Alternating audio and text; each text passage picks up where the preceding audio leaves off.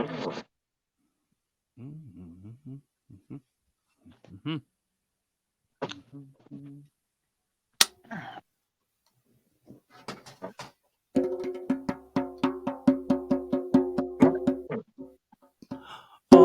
pro boxing, Brent Bowers. Hey, buddy, how's it go? All right, good, sir. Yeah, thanks so much for joining me, man. I myself, I'm not like a super expert on like knowledge on boxing, but I know when I even just met you for the 5 minutes that we met each other, I was like, this man's got a wealth of knowledge that needs to be put in a time capsule so that individuals can learn some of these things and like help them through their growth. And sometimes I feel like if some of this, these moments and these stories, these voices don't get amplified, sometimes they could get lost forever. So I right now would like to give you my platform to kind of talk one about like who you are. I've done a little bit of the research, so I do know who you are, but I would like Yeah. for you to be able to share with everybody who may be watching or listening who Brent Bowers is and and what's important. All right, sir. I'm Brent Bowers. I was raised up in Galveston, and we moved to Hitchcock later on, which is just about 15 miles from Galveston, Texas. My father had float rooms on the beach when I was a kid. I was raised up, lived on the beach quite a bit, and then we boxing as a hobby. Hitchcock High School had a little boxing team before we fought in the Golden Gloves, and then he only done it during the Golden Gloves. We wound up going to League City Boxing Club, and that was with Walt Haley. When I was in Hitchcock, it was Jim Riccio. He was a New York State boxing champion, and he started us off when we went to Hitchcock. And I just would box off and on, and I'd fight the Golden Gloves. I fought in a few tournaments. One time I was asked to represent the United States against the Russian team. Of course, I was married. I couldn't take off 2 or 3 months and go do that. So when Like I would have turned, been like Rocky 4. oh yeah, yeah. Well, when I When you turned watched 20, when oh you yes, watched sir. that movie where you're like, that was me, I was that guy. No, not hardly. He done a few things we didn't do, So, but it's a great show though. Great movies. Yeah. Yeah, but what happened is I had gotten up. See, you got to remember when George Foreman won the title, I was only 16. I won. I was 160 pounds. So here I am. I'm 29. I'm 250. Still, I'm 6 foot tall. And the only way I could lose weight was to go back into boxing. Well, I said, well, Brent, why don't you go box or get in shape? You're getting too fat, which I was. So I started doing that. I said, well, heck, I'll just turn pro, try and have my first pro fight from 30 years old. This was in 1986. Well, I wound up, I'm working out, and of course, I've lost weight. I've been working out pretty good. One of the referees came by the gym and he said, Brent, George Foreman's brothers were always looking for someone to come spar George. And I said, man, I'd love to meet George Foreman. Of course, sparring, yeah, I love it. I'm a union pipe fitter. I'm out of pipe fitters local 211 here. At that time, I was unemployed, in between jobs. So I went down there. And so my trainer, Walt Haley, went with me. And so I go in there, I'm going to meet George, and I have my book that he signs. And I'm waiting on George to come out. He comes out, he doesn't say much, and he's playing this music, Sweet Chariot, coming forth to carry me home. And I said, man, what did I get myself into? That song. And so we got in the ring, start sparring. Now, George, he didn't really want to hit nobody. What he done is he just hit my arms and shoulders. Man, I had bruises all over my arms and shoulders. He never hit me. And I couldn't really hit him the way his defense was. He kept blocking my arms. Well, they said, Brent, come on back. They didn't have no money to pay me. They did give me gas money, which so I live 50 miles from the gym. So that was fine. Hell, I was off and wanted to meet George and do a few things, maybe even fight. So they told me they would put me on the card when he started fighting. So I stayed with him and was training. Still wasn't, George really wasn't hitting back. He was hitting my arms and shoulders. Well, Charlie Shipes, he was a welterweight champion of the world. He said, Brent, I'm going to teach you like Marciano done. What Marciano done, he would squat down and hit you when you went to do that. So he taught me how to do that. So I started hitting George. Well, George started fighting back then when he started getting hit. So that's when he finally started fighting back. And while I was thinking about it, I want to show you a little bit of my my little office here. Can you see these pictures here? Yeah. That's when I was in China. Then that's me and George. Mm-hmm. Can you see that one there? Yeah. George tell his brother all them hamburgers will fix knock this guy out. And of course, I got the George Foreman trunks, and I got Archie Moore and Charlie Shipes up there. Mm-hmm. Just a little deal in my office here. My little office. Just thought I'd show you all that. Nice. Okay. Let's see here. So I wound up. Our first fight, we went to. That was in Sacramento, California. Fought Steve Zowski. Was there for 3 weeks. And George, I think he got paid. He got a portion of the gate. I think he got like $10,000. He got like percentage of the gate's what it was, which really wasn't a whole lot of money, you know. And they wound up was there for 3 weeks. Where was that? That was in 1987. 87. Okay. That was the first fight. $10,000 in 1987 was something, though, wasn't it? Oh yeah, it's better than I was just getting gas money before. Right. So, but you know, I'm just telling you what he paid me, and he was really broke, and but everybody was disappointed. He didn't want to hurt nobody. So he hit the guy and would hurt him. He wouldn't finish him off, and then the guy would come back. Well, then George would hurt him again, and finally George hurt him. The referee finally stopped the fight. George did knock the guy out, you know. George just wouldn't do that, you know. He just he's still a preacher, you know. He really didn't want to come back to boxing. He couldn't make it preaching. So I even went down to his church with him. It was funny though, when he would preach, he'd always say, if you have a brother or a family member, friend needs help, needs a gas bill paid, say, pay that bill. Don't put no money in this plate. He said, that's your first commandment. I said, man, George, you got on TV preaching that, they'd put out a hitman on him, wouldn't they? Oh, yeah. Yeah. Of course, always churches don't want to hear, don't give us money. Don't give money to us. No, that was his deal. No, but he said, no, he said that was your first commandment, help them. Then if you have anything extra, then please donate it to the church. Well, I got to tell you, I always called him Chimp. I said, man, Chimp had put out a hitman on them other churches with him. He got on TV preaching like that. But he even does that even today. Even when we done that before, it was broke, and after it was broke. Well, I was saying they were disappointed. The fans were, but you know, George won by knockout. Then his next fight was in Oakland, California. Well, there,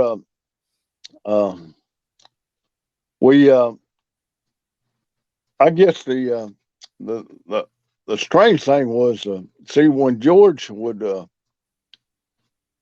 when we go training, we always train. We'd go in usually about noon, train a couple, and we'd all go out and eat. Well, them reporters, this one reporter asked questions for 2 hours, at least 2 hours. And then, of course, we was all hungry, wanted to go eat. So finally, we went in, and George was nice, kind, relaxed, helpful, answering any questions. Before, George wouldn't even talk to a reporter when he was champ before. So after the next day, I get the newspaper, and all the newspaper said was how poor George looked, and he had a hole in his robe. He had a nice robe, had a little old pinhole in it. That's all the reporter said. And I said, Chimp, I said, why in the world do you even want to mess with people? He said, Brent, as long as they don't write I raped or killed someone, as long as they keep write something about me, my name's in the paper. My name's out there. That was his theory. So it was more about the press. So any press is good press on that. Right. And I said before, he wouldn't give the press the time of day. And they all made fun of him. They would say, like, George, is it true you won't fight a guy unless he's been off the respirator for a week? He said, for 2 weeks before he fights him, and anything he said, he made a joke out of it. Like, well, if you can't knock him out, so I'll belly bump him down. Everything they said. And then my friends, they all laughed at me when I told them what I was doing. I told them he'd be heavyweight champion of the world. They all laughing. But what they don't realize is George is the hardest training fighter in the world. This guy, he stands flat-footed in front of that heavy punch bag. He'll hit it for 10 rounds. And I mean, he throws punch after punch. He throws more in 1 round than most fighters do in 3 rounds hitting the heavy.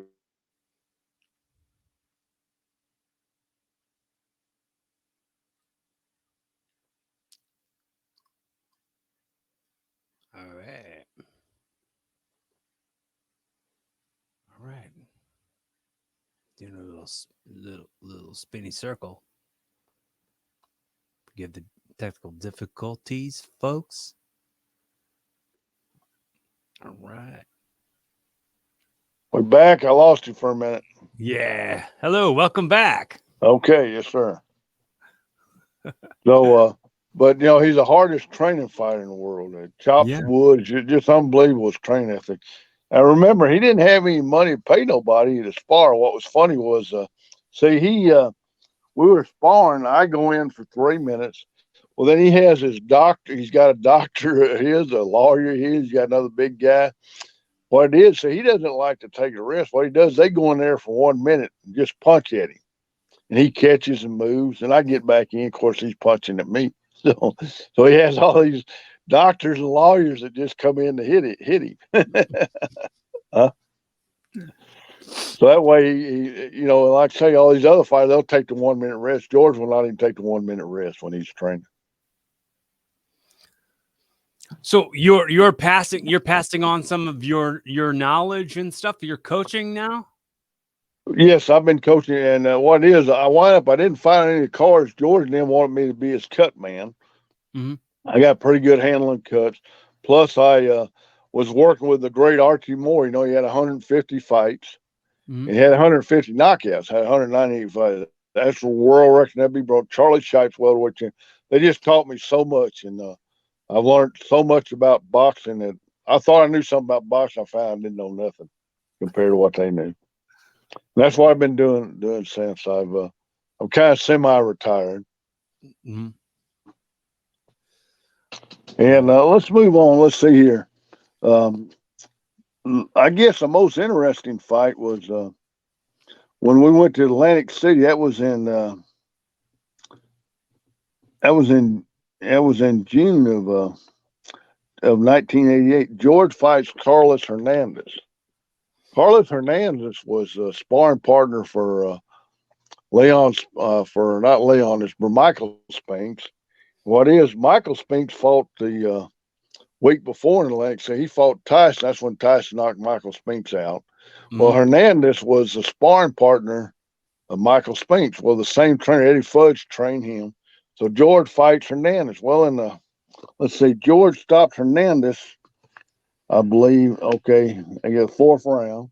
In the 3rd round, if y'all go back and watch the tape of it, he actually knocked Hernandez's mouthpiece out, had him knocked out. Well, George wouldn't hit the guy. Well, the guy kind of revived, come out. This guy's trying to knock George's head off, but George still would not hit the guy because he didn't have a mouthpiece. There, mm-hmm. Atlantic City, then they didn't stop the fight. So what happened next is the 3rd round, and the 4th round comes out, he's got his mouthpiece. George goes out there and knocks Hernandez out. Well, after the fight, they asked George, why didn't you finish him off when he said, I'm a preacher too. He said, 30 years now I'll be preaching. This guy's got his grandson on his knees and telling him, and this guy knocked my teeth out. So I couldn't do that. I couldn't hit the guy. He didn't have his mouthpiece in. And then what was sad was Eddie Fudge, after the fight, he said that George needs to go ahead and retire. Well, if George just knocked, let's say Hernandez my fighter. Well, George just knocked my fighter out. What do I tell my fighter? If I tell him that he ought to retire, I want to tell I guess they tell my fighter he's retired too, don't I? He just knocked you out, so it's kind of funny the things that happen. And I'll tell you another funny story. While we were there, at that time, you remember, I'm trying to think of his name.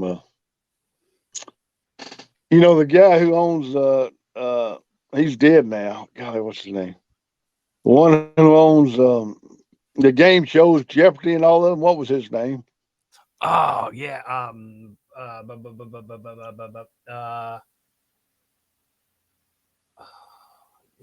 Well, he had just bought one of Trump's casinos that week. Well, it was funny. Was it Merv Merv something? Griffin. Okay, Merv Okay. Griffin. Okay, you got it. Well, this is a funny story. George's brother says, Brent, he said, some gentleman, a street person, got hold of George, said he needed help. He said, let's go down there. I'm going to buy him lunch. I want you to come with me, though. Meet the guy. And then Sonny buys him lunch. This guy's telling us how he it hit Mike Tyson up, and he showed us a card he had in Mike Tyson where he go in any Trump casino and eat breakfast, lunch, or dinner. There's a signed card that's going in and it was paid for. Mm-hmm. And he was telling us that same week, though, he messed up. He said he hit Merv Griffin up. He said them Trump people grabbed him and took him down in the basement. He said they have a whipping room. He come back in one of their casinos, he's going to take me on this whipping room. So they had bull whips and everything. And wow. If he come back and his eyes got that big around telling us this story. So I believe the guy. And then Sonny told me to give him $25. Of course, Sonny paid me later for it. And he just kind of helped the guy out and had a lunch with him. It's kind of an interesting story. So do you think those whipping rooms? But after that fight, though, see, George fought Jerry Cooney in 90. So after that fight, Atlantic City, New Jersey changed the rules. Now they put them out. Now they stopped the fight and they put the mouthpiece in. George didn't realize it. He'd hit Cooney. This is back in Atlantic City. Go ahead.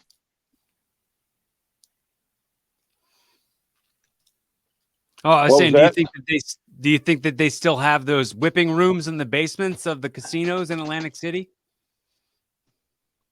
I'm sorry, I didn't hear you.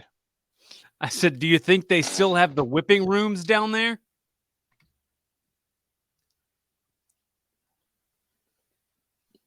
I'm gonna ask for a tour of the whipping rooms.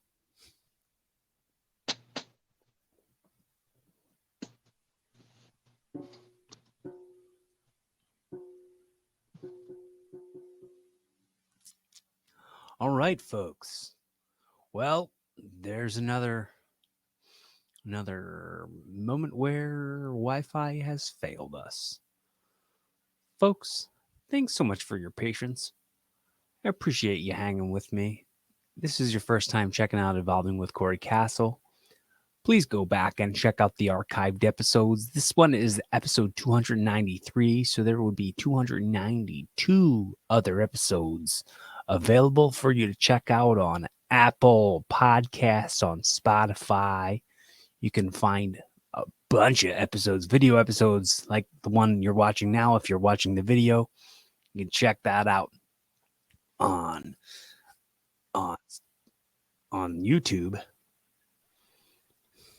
Oh, we're back? Yes, we're back. We're back. Okay, yeah. What were you saying about the whipping room? I said I want to ask for a tour. I want to go and ask for a tour. Well, I might not have it now. That's what he told me then. I said that's back in 1988. Yeah, that's back in 1988. Yes, sir. Well, I mean, they might still be there, but they might not be for that. Well, like I said, he wouldn't go back in the casino. He had that card from Tyson where you go in there and eat any time.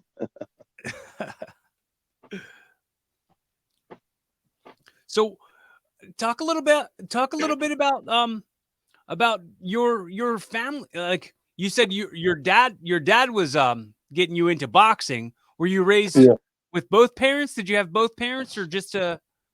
Oh yeah, we had both parents. Yeah, my dad he was a boxing fan too. Yeah, and we got to boxing. My brother, see, I'd won the Golden Gloves in '87. That was last year I fought in Houston Regional Golden Glove. My brother, he was really a lot better fighter than me. He was the in the 1974. He was the all-around champion. He was a middleweight fighter. lightweight then, but he was really a good fighter. And like I said, just hooking up with George is something I didn't imagine. Got to go a lot of places, do things I'd never done before. And I guess the next big fight would be when he fought Jerry Cooney. If they look at fight, it's the most exciting 1.5 rounds you'll ever see. George actually hit him, didn't realize he'd knocked his mouthpiece out. Well, George didn't realize. So the referee stopped the fight then, and they put the mouthpiece back in because of what George had done a year earlier. By they changed the rules. Mm-hmm. See, before they wouldn't stop the fight, and then George. Cooney nailed George in the first round. Boy, that second round, George come out there, and he's just a real terror. But what was funny was if y'all walk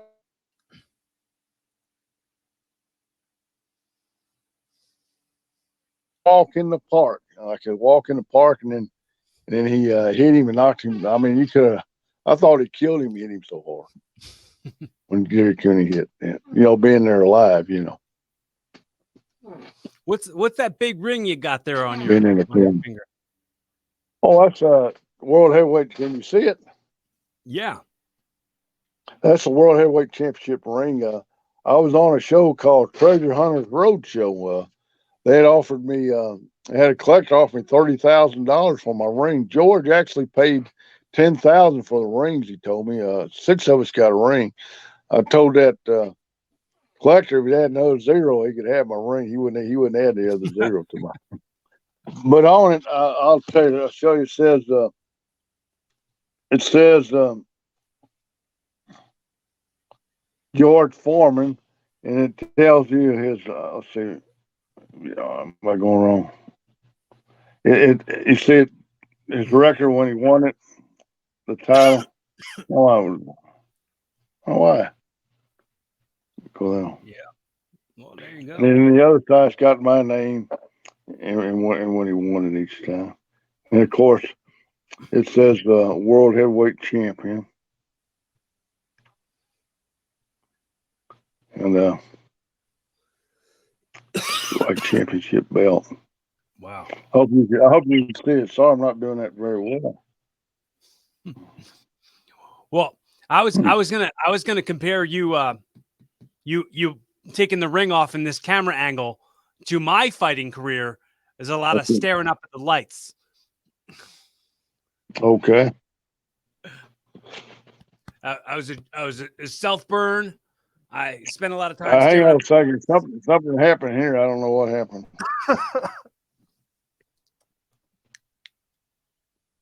I tell you.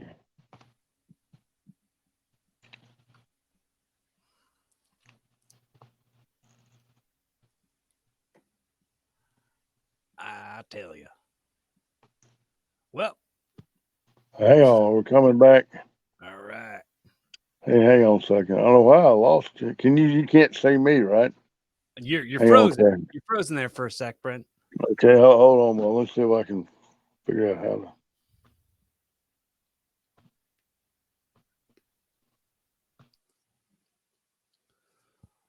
So, folks, thanks for hanging with me. I understand this is a little bit difficult through this medium here. I sure would prefer to have it in person, but Brent's over in Houston.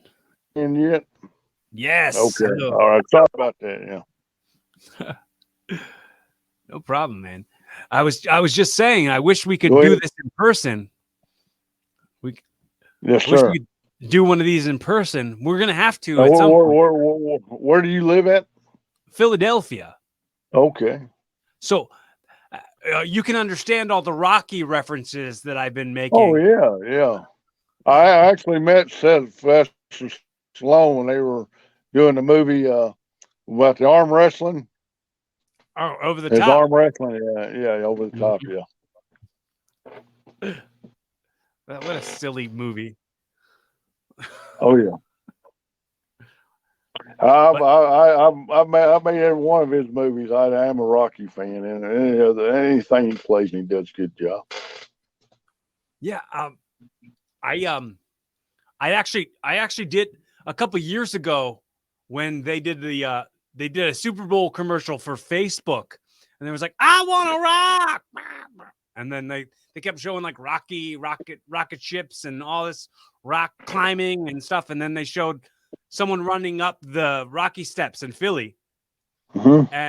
and he had the hoodie on, and he started doing this thing, and he turned around, pulled the hat off, and it was Chris Rock, and he's like, "Who'd you expect?" And then Sylvester Stallone was standing there, and he was like, "I don't know, me." And he did one of the, and I was on those steps in that commercial. Oh yeah, Yeah, that's great. so I got to be in the, and I was also an extra in the first Creed movie. Oh yeah, Yeah, the Apollo yeah, Creed. yeah. Yeah. So I got to be on set with Sylvester Stallone twice now, Okay, great. but never met him or anything. Oh yeah. But I bet 1980s Sylvester Stallone was a way different guy than the guy you'll run into nowadays. Oh, you know he was. Yeah. Yeah. Because he was a mega star then. Like, Uh-huh. I mean, now he's not as big of a superstar as he was back then, but I'm sure the the level of fame back in the 80s that guys would have would probably get to their heads a little bit, and it makes it kind of hard to relate to your common everyday person. Yes, sir.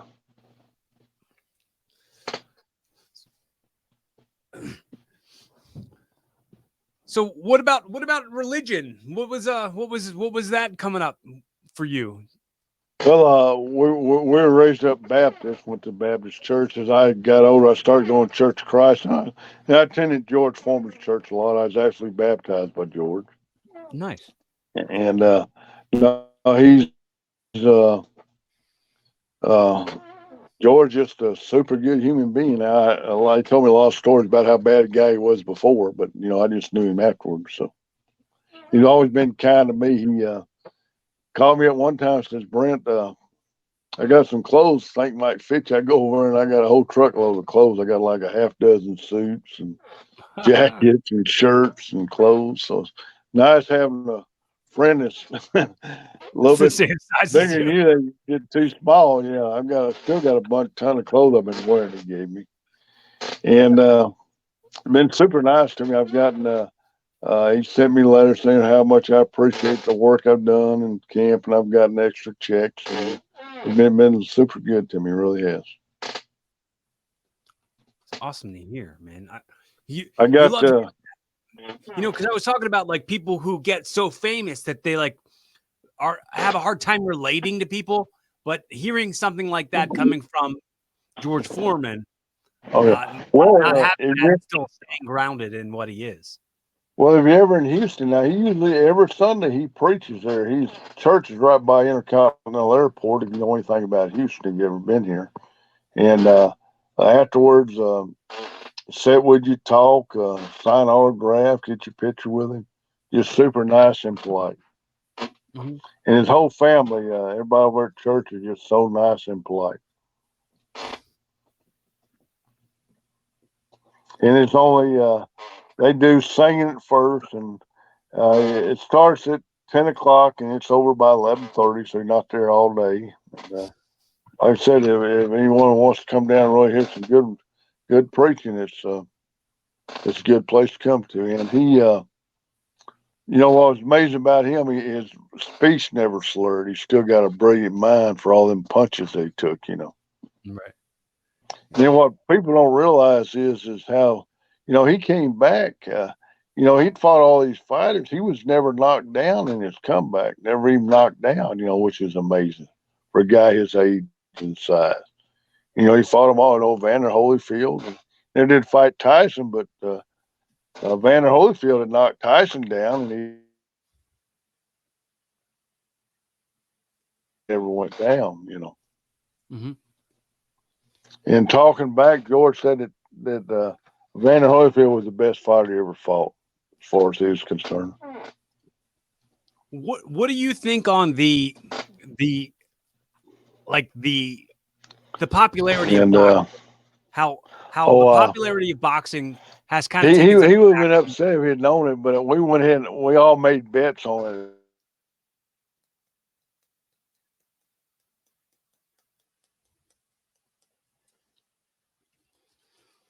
Mm-hmm.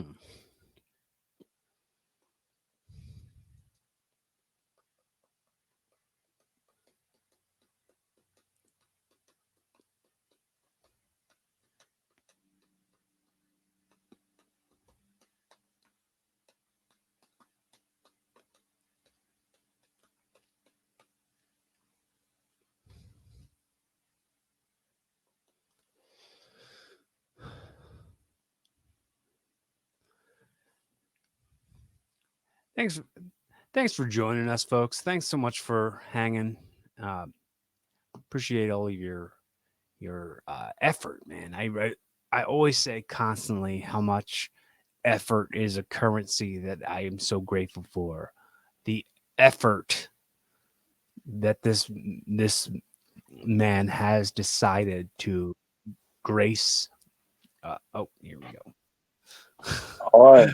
No, at fight time, the odds was 3.5 to 1. I'd bet some money, and George's trainer Charlie gave me some money to bet for him, and I made all the bets, and some other people, friends, that gave me money to bet.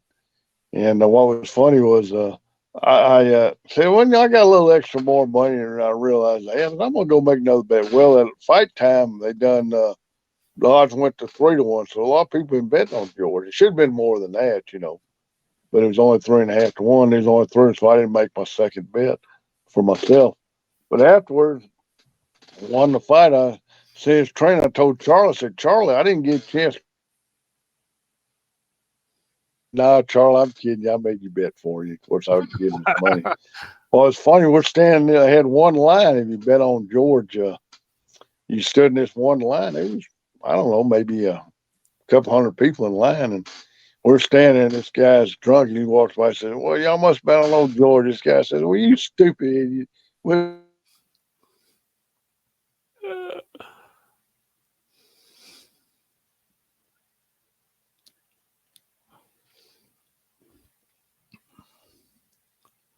All right.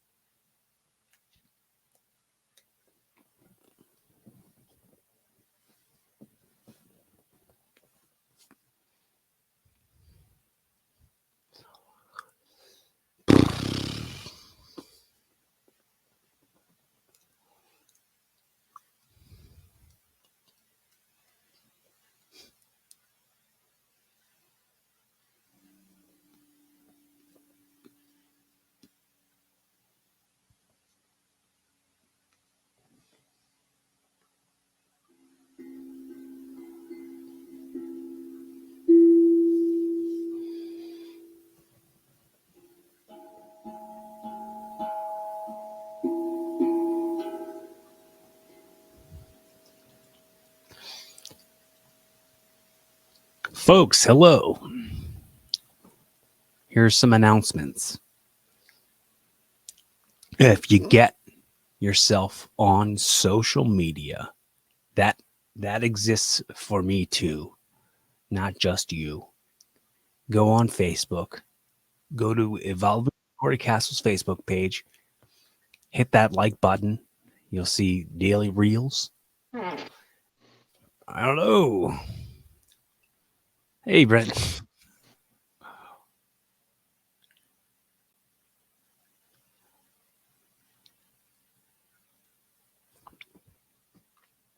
You froze.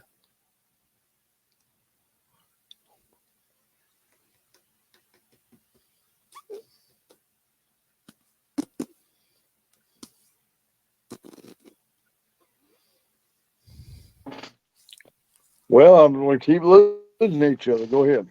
Yeah.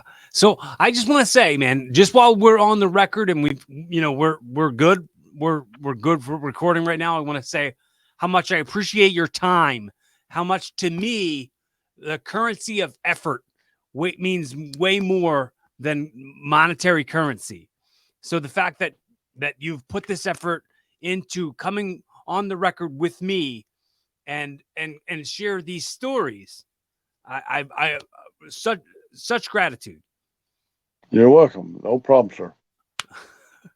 Is there anything that you want to like close it out with? Anything you want to like Well, take home I'll with? tell you one interesting story. Charlie Shipes was his trainer. He was a welterweight champion of the world back in the '60s. What happened is when in the early '70s, when he left boxing, he became a millionaire. He became a major illegal drug distributor in California, cocaine and everything. He got on cocaine himself. Well, what happened is he wound up in the federal penitentiary, lost everything. One of his friends told me that one of the properties that that they confiscated sold for $1 million back in 1972, which would be a lot of money today, you know. Oh yeah. But he lost there. His wife went to testify against. She got the house. Of course, he went to prison. He says he's in federal penitentiary and said, hell, nobody even contacted him. Family just wouldn't even send him pack cigarettes or nothing. He said, and George come to him and said, hey, you fix to get out. This is in Bastrop, Texas. Why don't you come train him? And Charlie said, man, it's a life raft, life preserved for him because he got out of prison and told George he's a growing boy and we can do this and gave him all kind of confidence. Really helped him. What about George couldn't get none of these trainers to talk with him or even interested in him. Mm-hmm. But the funny part is, we're going to go to Canada. I think that was in 1989. I have to look it up. And Charlie has a black pro officer, and he's telling me, he goes down this pro officer, and he says, hey, we're fixed to go to Canada. I need permission to go to Canada. He said, you're on 10 years probation. You're a drug fan. You ain't going to Canada. I don't care if you work for Chuck Foreman. Remember the football player, Chuck Foreman, the running back, Minnesota's Chuck Foreman. So he comes back, he tells George, well, George has a few friends in government. So he says, and 2 days later, this pro officer calls him and says, it's Mr. Shipes now, wasn't it? You need to come in and see me. So first thing he says is, you sick George on me, didn't he? He goes, heck, you know the guy's name. It was Chuck Foreman. I was in here 2 days ago. So we get back. We go to Canada. We're there for a week. We get back. And then we flew in. You lined up in line. There was two planes ahead of us. When we got off the plane, they was waiting on us. They got our bags, went through our bags. When we got off the plane, they was waiting on us. But there wasn't nothing in it. But they was waiting on Charlie. But I thought that's pretty funny. That just a lot of things happen. But like I said, George is really to me, he's the greatest fighter of all time to come back like he did. Yeah. Win the title. He never got knocked down. And they talk about Molly and all these others, but who can do that at his age, And he even we started working out again when he was after 50, but we sparred a few times and George decided not to come back and fight again. We almost did it, came back a third time.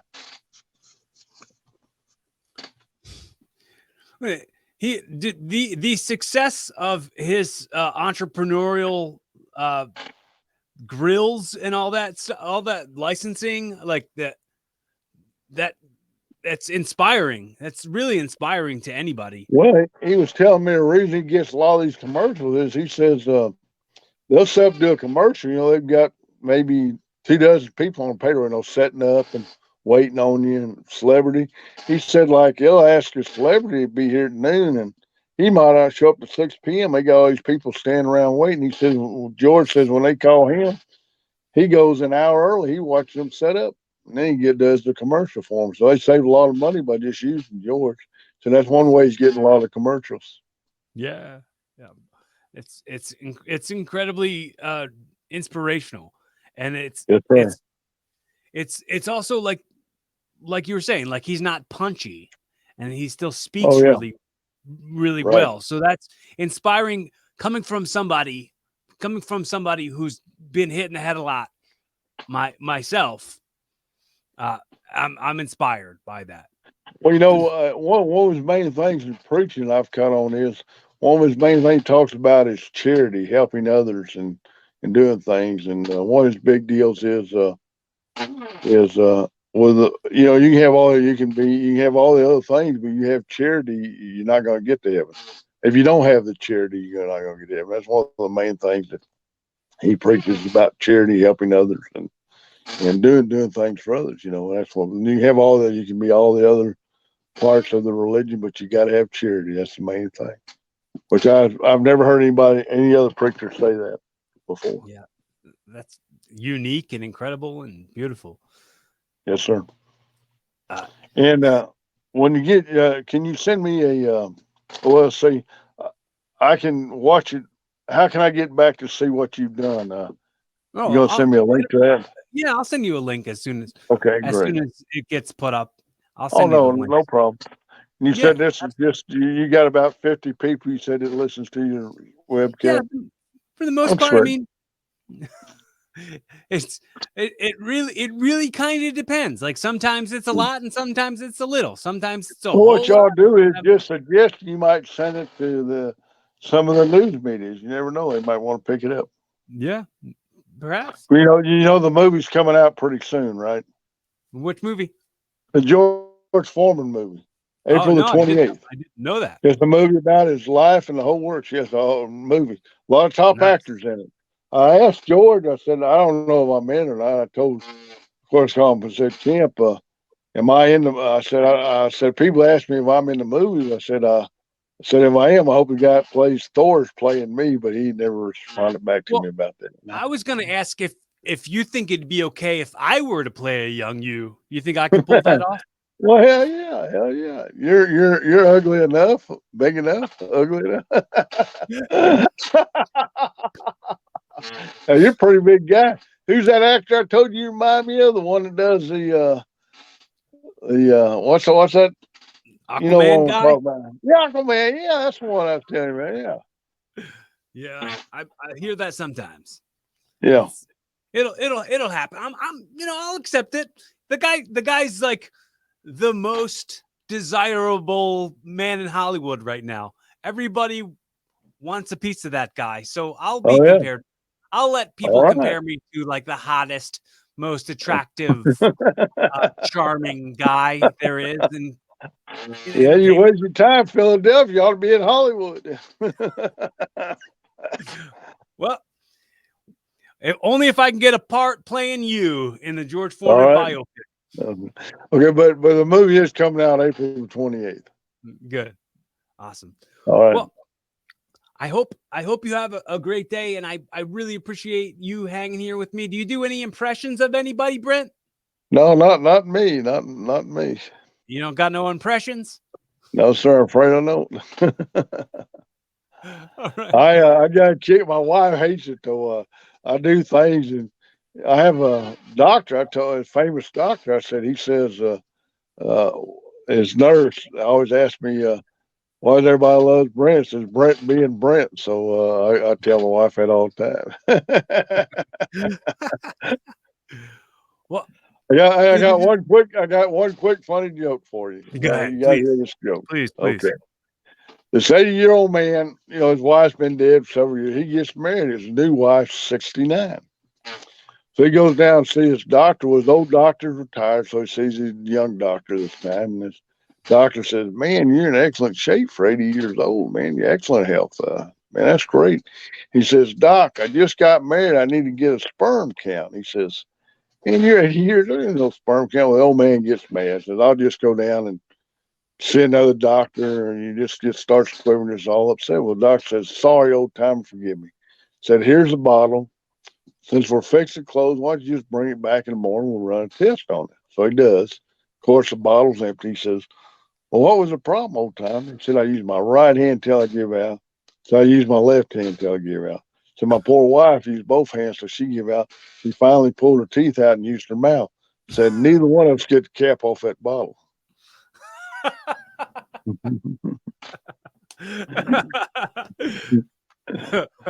I would tell you no dirty joke now. When you tell that around women, a lot of them turn red on you. Tell you, I say you gotta listen to the whole thing. Now, don't get a bad attitude.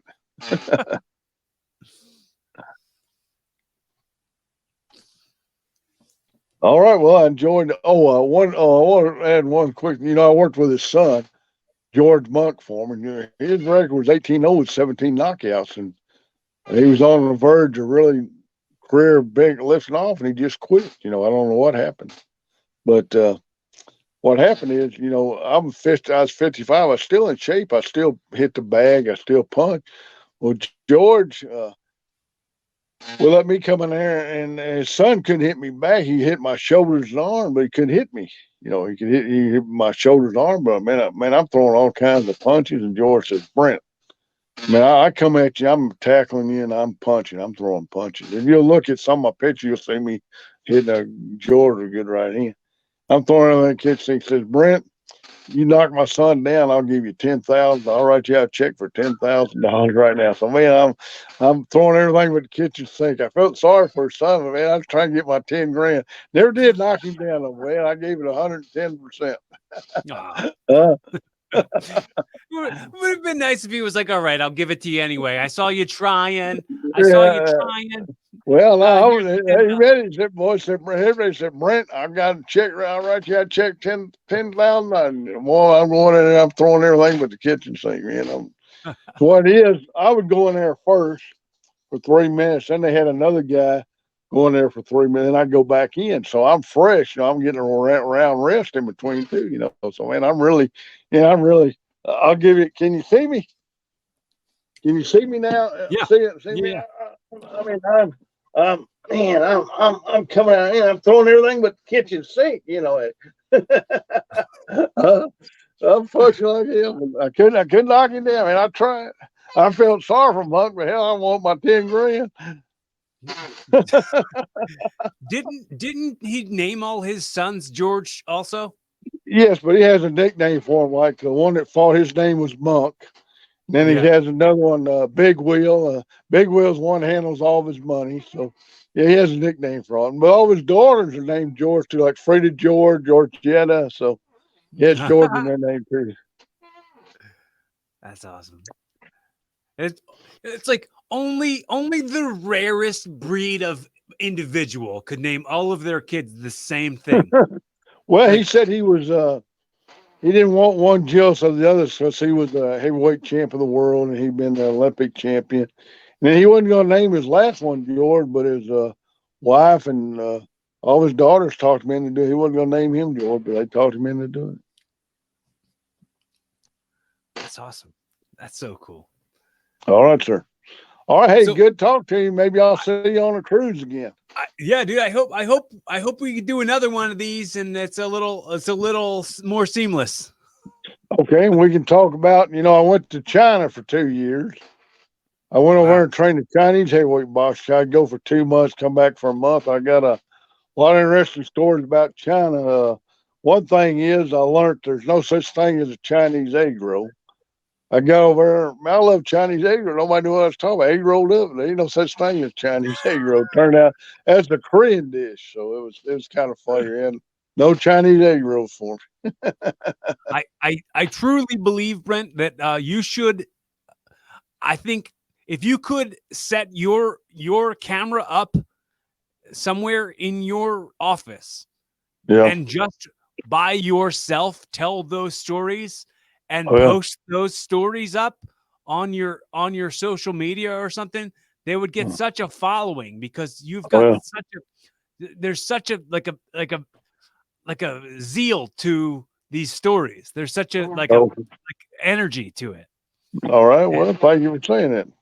And I think you could build up a good audience doing that. Like people would definitely follow that. All right. People want to know that. Do you put that on Instagram or what do you do? Yeah, you put it on Instagram. Yeah. All right, buddy. All right. Well, thanks for the recommendation. And if you need any help with it, please call me. Well, anytime you want to do something, I know it's kind of hard with the phone. We've been getting off and on and off, Well, it's the world we're living in with trying to get it virtual. one quick thing I might show you too. Can you see me okay? Yeah. Can you see me okay there now? See, Yeah. on boxing though, one of the big problems people have is you see how people do their nose. You know how they blow out? Yeah. Yeah. Yeah. You don't do that. You just breathe normal. That's in other words, see how many punches I'm throwing? Right. I'm just breathing normally. That just wears you out. There's so many stuff these people do wrong in boxing, and then when you shadow box, these guys will do like this. They'll do, you don't hit nobody like that. When you're shadow box, you're fighting somebody. Man, you're punching. You you mean it when you punch. One thing I learned from here I am, a guy that's had 150 knockouts. These people really taught me the right way, and it makes sense. Just like there's a lot of things that these top fighters do that could be even better fighters. They just train half the way that these people taught me. And I've talked to these guys that are good fighters that's doing good, and most of them, they don't want to listen to you. And then, what I was really impressed with, I got to work with some MMA fighters. Them guys really listen to you and pay attention to you. That really surprised me there. They really want to learn. Good. I'll just teach them how to punch and do a few things. It's great that you're so willing to teach. You're so willing to pass that knowledge on. To Yes, pay sir. that forward. I love that. All right.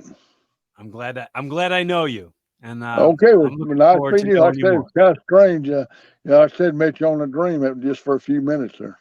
Yeah, exactly. All right, sir. It was just a minute or two, but it was impactful. Okay, sir. I hope you have a great night. Will do. Thank you, sir. The message I tell the people at the end. I always say, I always close it out with saying, "Be fun, have safe, keep evolving." Can you tell that to the fans? Well, well, let's see here. I'm trying to think the best way to put it. I want to tell you one thing George says. We're up in age now. I'm 66. George is 73 now. And he says, when you get our age, you're not hurt somewhere. You're not above ground. I always like that saying. So, yeah. Just keep moving, trucking along. I guess that's the best way to do it. Dude, if anybody listening to this or watching this is your first time checking out the show, thanks so much for the currency of your time and your effort of you checking us out. I mean, I appreciate all your time. It's so. Oh, and tell them too. Type in Google Brent Bowers boxing trainer. They'll see a lot of nice photos. Yes. All right. Typing Brent Bowers boxing trainer. Everybody, if it's your first time checking out the show, check out all the archived episodes. Hit that follow button, hit that subscribe button, comment so that I know you exist, and be kinder to yourself. Tell the people that you love them. Be fun, have safe, keep evolving. In volume 293, right? 293.